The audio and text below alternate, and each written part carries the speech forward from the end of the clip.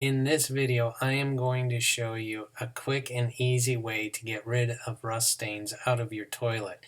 I've been suffering for a long time with hard water issues, and one of the issues I'm having is that there's a buildup of rust and scale inside of our toilets. And I've used everything. I've even used CLR, I've used vinegar, but nothing seems to work until I stumbled across this great method to get rid of the stains once and for all, and I can prove to you that it works.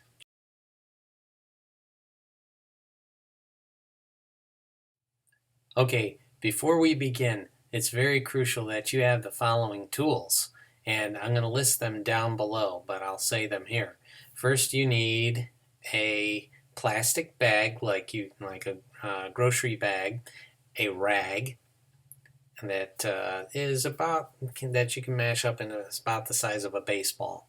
And then you put that rag inside the bag and you tie the bag off somehow, but still leave a little bit of room for it to move around. Okay, that's important. Another thing you need is a bucket. Okay, and some rubber gloves, and also a product called Iron Out, and it's down below, and there's going to be a picture here. It's called Iron Out, and a measuring cup. That's it. Notice no scrubbing or anything else. It's just those things. So you might also need a shop vac, wet dry shop vac if you have one. It makes it very easy. If you don't have one, what you'll need is like a shot glass or a soup ladle, something that you can get all the water out of the tank and out of the bowl. And after you do that, then you have to wipe it down and make sure it's nice and dry. It's crucial because the solution we're going to make with the Iron Out, you don't want any extra water, so you want to make sure you get all that out. The other plus with using a shop vac is that you can get the sludge that's inside on the bottom of the tank out as well. Now, all that is basically iron, rust, and other particulate matter. So especially if you have hard water. So grab those tools.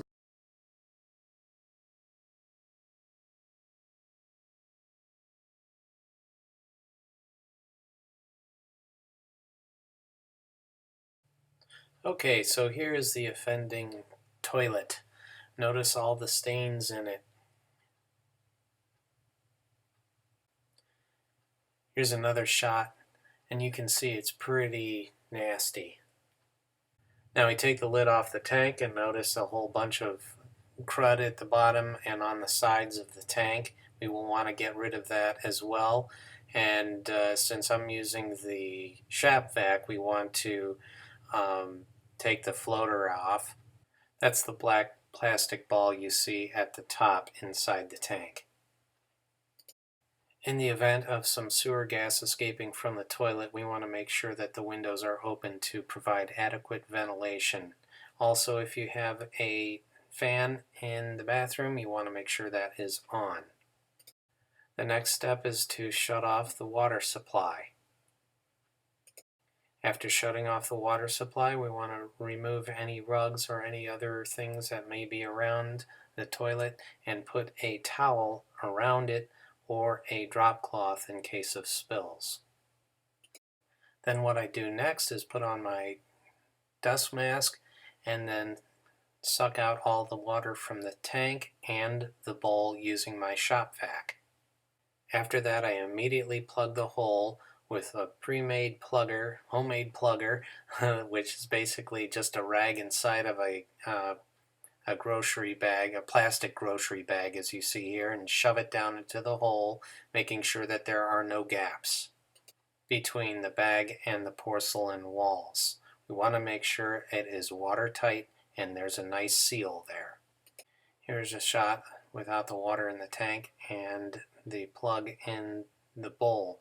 Make sure that that plug is in there so no sewer gas escapes into the house. You'll want to wait a couple of minutes to let it air dry some more before moving on to the next step. The next step, you want to fill up your buckets with some very hot water. I recommend around 135 degrees if possible. If not, just hotter the better. And not boiling water though. Just about 135 degrees is great. Then you'll want to fill up the bowl all the way up to where the top of the bowl and where the jets are, where the water comes out down into the bowl when you flush. Those are called water jets, and you want to make sure that that water is up to above that level so that it is just meeting the top of the brim, but not overfill it. Obviously.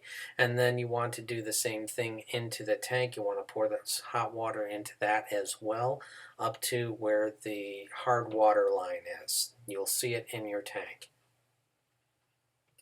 The next step is to measure about half a cup of iron out for the tank and a half a cup of iron out for the bowl. You may need to use a little more, like maybe up to 3/4 of a cup, depending on how bad your toilet or your tank is.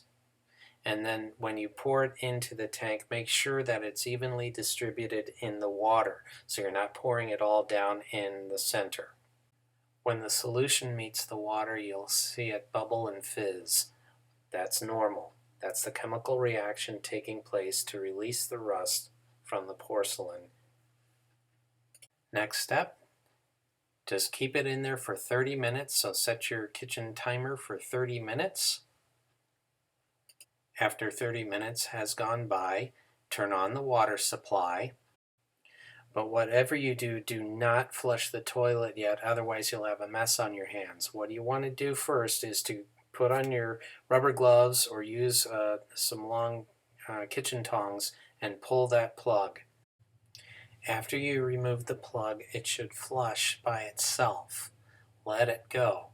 And then what you want to do is keep flushing it until the water becomes clear. It's normal for the water to be discolored a couple of times. That's normal. Just go ahead and keep flushing it until the water becomes clear. Now check this out. Look what you get. A practically new toilet, or new looking toilet with no rust stains. How about that? Now if you have scale inside the toilet bowl, what you should do is to use white distilled vinegar and wipe down the inside of the bowl until the scale has been loosened and gone. Look inside the tank, nice and clean. Now the floater there, the white stuff on it is just the powder from the iron out. Well, I hope you enjoyed this little instructional video and hope that it will work for you as it did wonderfully for me. And if you want any more tips or help, check out my channel. Please feel free to subscribe. That way, there it is. Hit that subscribe button and we will see you in the next video. Make it